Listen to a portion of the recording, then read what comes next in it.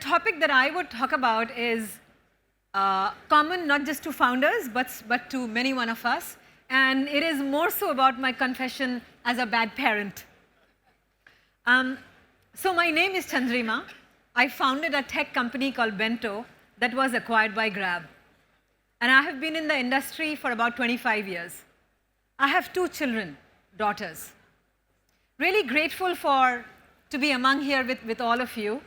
And my official topic is, can entrepreneurs undo the disconnect with families and friends and reclaim them? So how many of us here have children? Quick. Lots. Mostly a lot. So I'm assuming you all have friends, so I'm not asking. But the reality is, I don't have too many friends left anymore. And there's an old joke about the postman who thought the postman was the father. We have a bit of a joke in our house that is not really a joke, where the old gardener, they joke that the old gardener could be the mother. And but it's a joke, but it's not really a joke. But I think most of us do have, at some level, a fear of disconnect with our families, and particularly with our children, whom we love more than anything else, maybe more than ourselves. And my topic is not unique to founders at all. It goes for every hardworking individual here who works long hours, who does not go home and connects with their children, does not know what's going on. It permeates. But it only gets exasperated a lot with us founders. Because we founders work against odds. We create new categories, or we believe we are creating new ones. We change consumer behavior. We take care of our stakeholders, our employees, our investors and users and everything. But we often take our families for granted. And at least I did. I did not spend much time, and this is where I'm here. But I hear very similar stories from many compatriots in this space. We get a little carried away with our passion. This same passion that carries us away and makes us do impossible things puts a lot of strain on our relationships.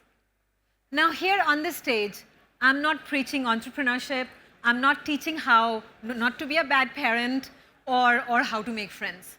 What I'm sharing is my experience where I was blindsided, and it continues to affect me deeply, and I'm trying to make good. So as per data, 43 to 48% of founders' marriages go down the drain.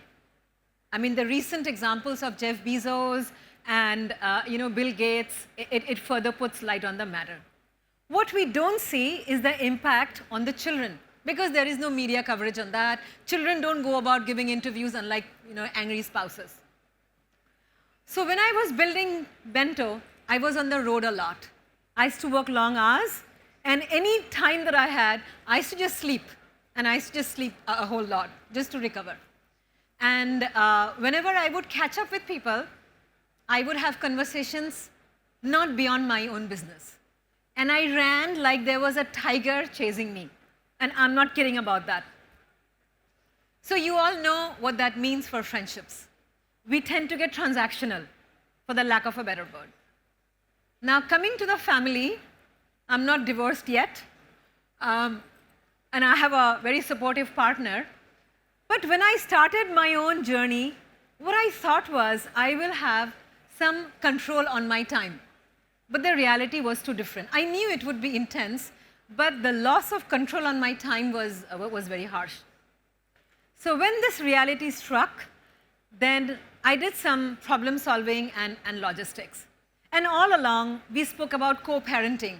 We never put in labels of, this is a mother's job, this is a father's job, and this is a grandma's job, or things like that. So we problem solved. We made a list of tasks and we split. And we like to say we are co-parents, where there is no demarcation by gender. But please bear in mind, the pressures of motherhood, the societal pressures, are inordinate. There is a thing of a bad mother, but I have never heard too many stories of a bad father. So now at this stage, I was blindsided on two things.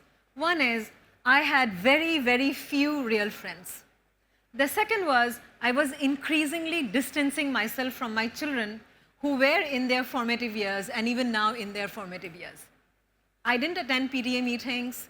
I didn't go for those school gigs or whatever, the coffee stuff and updating and whatever. And while my children saw their friends' mothers being in the school a lot many times, and I was never there.